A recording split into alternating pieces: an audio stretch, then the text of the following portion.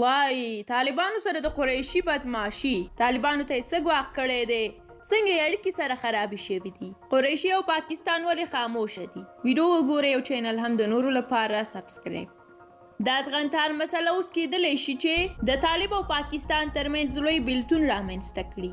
او دوی دواړه یې اخیري انتخاب جګړې ته ترولي خو دا چې څوک به ماته خوري معلومه نه ده خو پاکستان بیا خطرناک اعلان کړی دی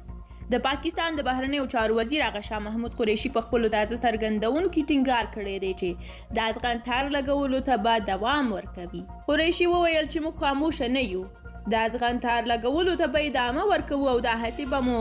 روانې وي قریشي افغانستان ته د دوست هیواد خطاب وکړ او ویل چې غواړو له ډیپلوماټیکو لارو چارو د افغان تار لګولو پروژه بشپړول غواړو د قریشي په خبره یو شمیر کسان د افغان تار کاږي چې دا د پاکستان په ګټه نه ده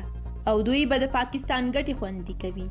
په ټولنیزو رسنیو کې داسې ویډیوګانې چې پکې طالبان تر سترګو کېږي او ډیورن کرښې پر سر د پاکستان لګول شوی افغان سیم لرې کوي چې د ویډیوګانو د پاکستان په کور دننه زیات غبرګونونه راپارولي د دې هیواد وګړو له خپل دولت غوښتي دي چې د طالبانو په وړاندې د جدي شي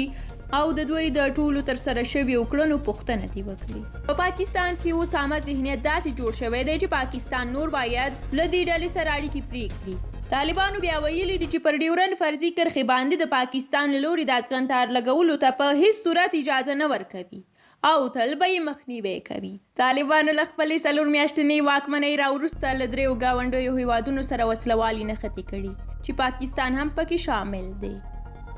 مننه کوم چې ویډیو مو تر اخره ولیده د نورو ویډیوګانو لپاره مو چینل سبسکرایب کړئ او د پاکستان او طالبانو د اړیکو خرابوالي په اړه هم خپل نظر را سره په کومنټ کې شریک کړئ